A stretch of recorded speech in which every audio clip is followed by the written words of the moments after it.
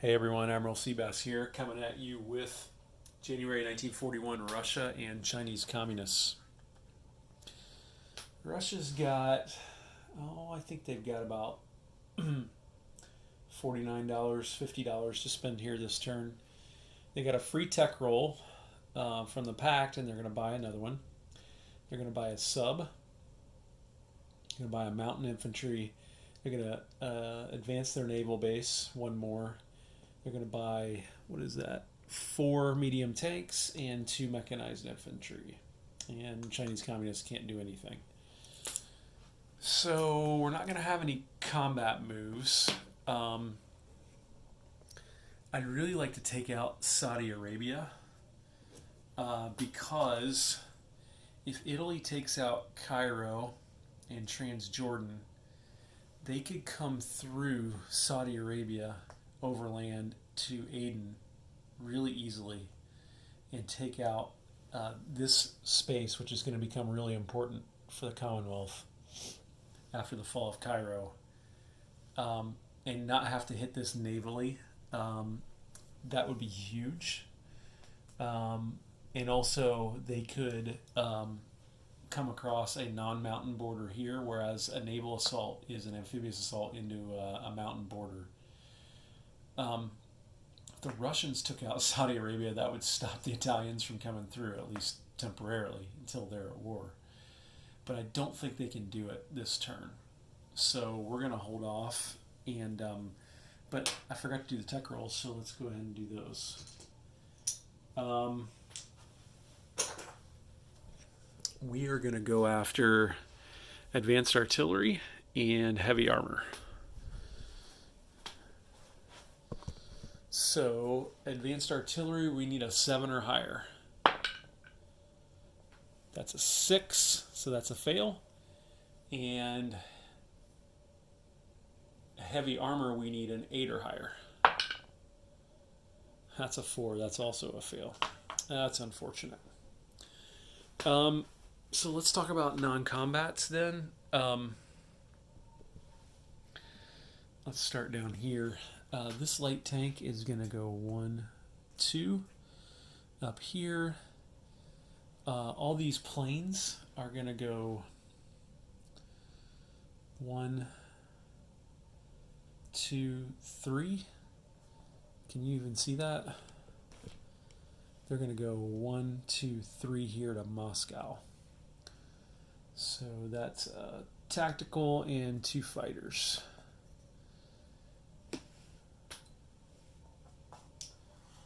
Right here in Moscow.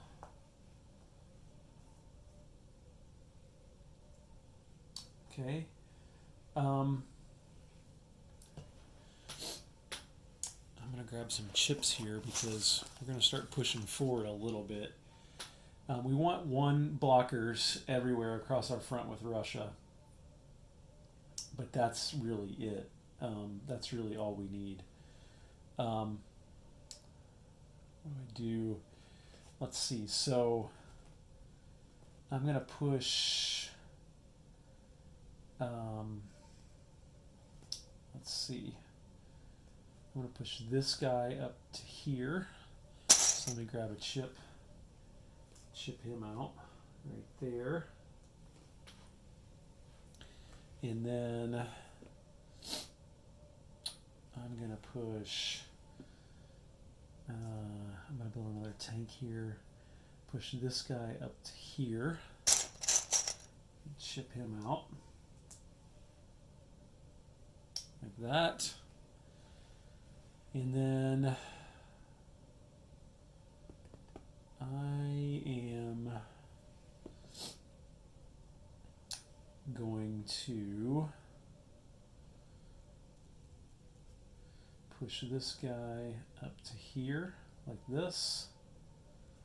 I'm going to move this light tank into here. And I'm going to put this cavalry down here, like that. Move this up so you can see more of this. And then I will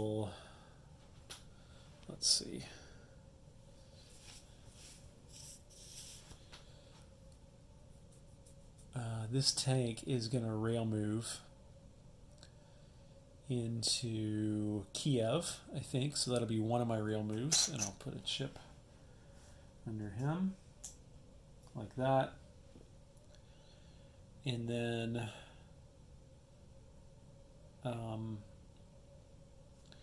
this motorized here is going to move into here, so I'll chip him out like that. I think this motorized is going to rail move, that's both my rail moves now, into there like that.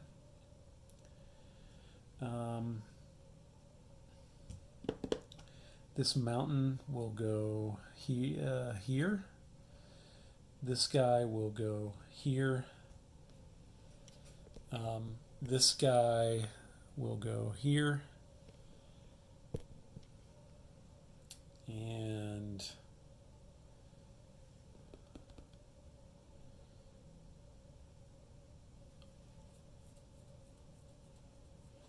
this air transport is going to take one of these infantry and go 1, 2, drop him off here, and then he's going to move back to Moscow like that.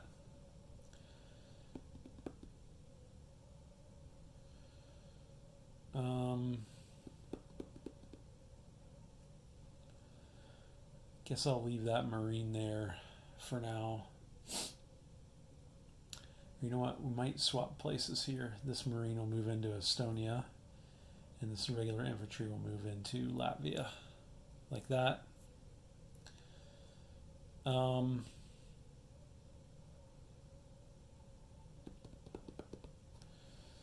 This infantry will move to here. And I believe, ladies and gentlemen, I believe that's about all I can do or want to do as the Russian player. So let me think about this for a second.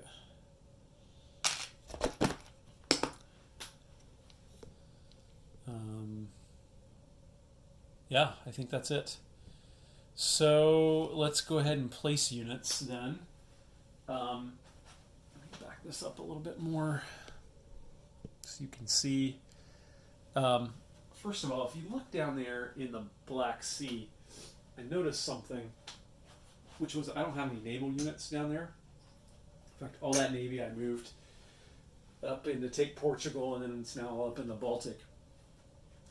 Once Germany gets Romania and this factory, they're going to have a torpedo boat destroyer here. They could easily put a transport here and amphibiously assault Transcaucasia and North Caucasia, which are worth 5 and 3 respectively. And if Germany ever controls Transcaucasia, Turkey will align with them. So at this shipyard right here, I'm going to build a sub. Might build a destroyer there in a future turn as well, but just want to have some protection there for potential amphibious assault. So we'll do that.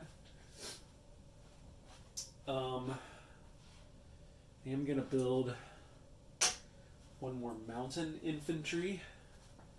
I want to get at least one. I want to get several mountain infantry down into Caucasia. So I'll build that mountain here. We'll say this guy also built the sub, so he's now spent 2 of his production capacity. For $3, I'm going to move forward the naval base that I'm building in Iraq from stage 3 to stage 2. So I can complete that next turn. And then I've got 4 medium tanks and 2 mechs to place. So this will be pretty easy. 2 of the tanks, these are minor factories, so 1 tank will go in here like that. Another tank will go in Kiev like that. So I've got 2 more tanks to place and 2 mechs. So I think I will. I think I'll put them all here at this major factory, which I can do because that's got 5 production capacity, and I just built 4 there.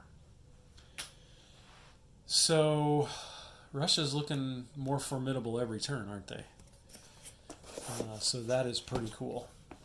Now we're going to do Sleeping Bear income increase. Russia's sitting at $38 in territory income and $11 in conquered income.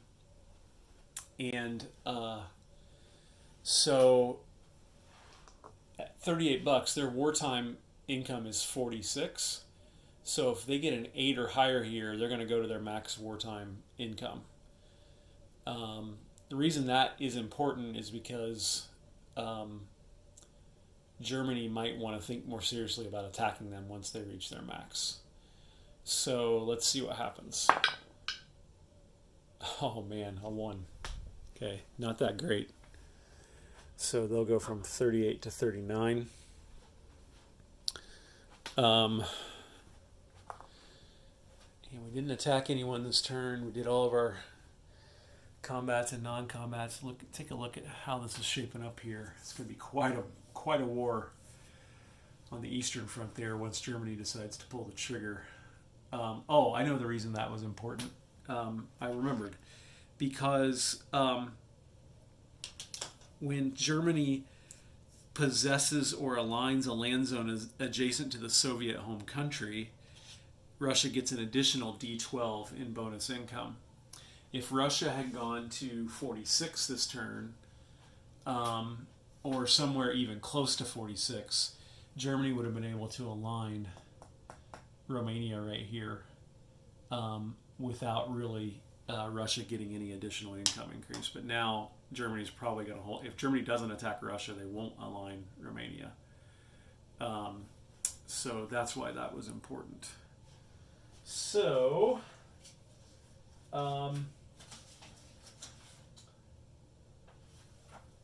also, I need to check the victory conditions for Russia as well. But let me collect their income first. So they got 39 in territory income. Actually, 39 in territory and the Molotov-Ribbentrop Pact income.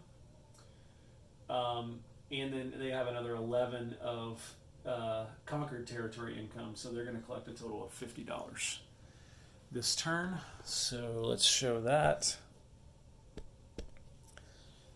And that'll be 20, 40, $50 for Russia. Now, someone reminded me that I had increased, that I had done the +3 for the pact up here for Russia, and that then I had added that bonus separately. I think I did that over 2 turns, so I just wanted to show you that I had taken $6 away from Russia. And then I'm going to reverse this and go from 39 back to 36. Because of that issue of them getting to their wartime, this is their territory value of what they start the game with. And adding in that $3 bonus distorts that view of how close they are to their wartime income for territory purposes. So I'm just going to remember to add that +3 every turn like I did mistakenly a couple of times. So then let's go over one thing here. The Soviet Union gets victory objectives for worldwide communism if they possess a land zone worth at least 1 IPP that they did not start the game with, and if it's not counted for another Soviet victory condition. So, and there's a couple that over here that the Soviet Union has taken over that I think someone pointed out that I've double counted according to the rules. And I think those 2 are Lithuania. That's part of their buffer zone victory condition. And also East Poland down here. Also part of another victory condition as well. This is Lubelski, East Poland. Vipuri is here. Can't see that. Is here. So those three should not be counted for Soviet victory objectives.